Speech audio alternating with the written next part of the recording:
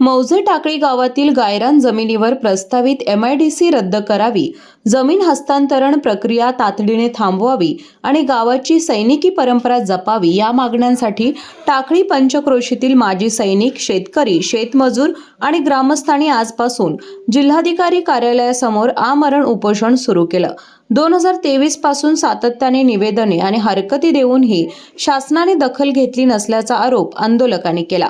ठराव रद्द करूनही MIDC लादली जात असून गावची परंपरा संपवण्याचा घाट आमदारांनी घातला असल्याचा आरोप आंदोलन अंकुशचे जिल्हाध्यक्ष दीपक पाटील यांनी केला। आणि माझं गाव सैनिक टाकळी जे आहे हे गाव देशामध्ये आज सैनिकांसाठी प्रसिद्ध आहे। या गावांना 18 शहीद जवान आजच्यापर्यंत पहिल्या महायुद्धापासून ते आज कारगिल असू दे या सगळ्या युद्धात आमच्या गावांना 18 शहीद जवान दिले आहेत, ज्यांनी देशासाठी योगदान दिलेलं आहे।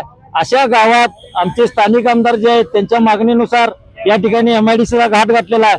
पण आम्ही याच्यापूर्वी असं मागतोय की आमच्या गावासाठी सैनिक स्कूल असावं, आमच्या गावासाठी केंद्रीय विद्यालय असावं, त्या ठिकाणी माजी सैनिकांसाठी हाऊसिंग सोसायटी असावी, शेतकऱ्यांसाठी त्या ठिकाणी कृषी महाविद्यालय असावं। ह्या सगळ्या मागण्या आम्ही केलेल्या आहेत वेळोवेळी।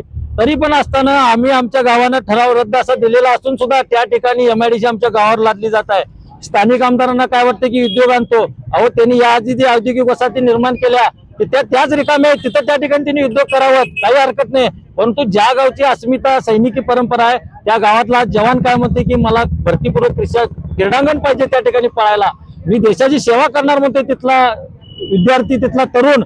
त्या ठिकाणी तुम्ही जर MIDC देत असाल तर त्या गावची तुम्ही परंपरा संपवायचा घाट घातलेला आहे। आणि मराठा समाजाची जी परंपरा आहे सैनिकी परंपरा ती संपवायचा घाट आमदारांनी घातलेला आहे। त्यांना उद्योग करायचे असतील तर त्या ठिकाणी त्यांच्या औद्योगिक वसाहती ज्या रिकाम्या आहेत त्या पहिला भराव्यात आणि मग त्यांनी MIDCचा घाटावा। कुठल्याही परिस्थितीमध्ये आम्ही MIDC होऊन देणार नाही, आमची परंपरा कुठेही खंडित होऊ देणार नाही। आज आम्ही या ठिकाणी उपोषणाला बसलेलो आहोत, पण MIDCचा जोपर्यंत रद्दचा आदेश येत नाही तोपर्यंत आम्ही इथून हटणार नाही। आम्ही सैनिक आणि शेतकरी या ठिकाणी दोन्ही एकत्रित या ठिकाणी उपोषणाला बसलेलो आहोत।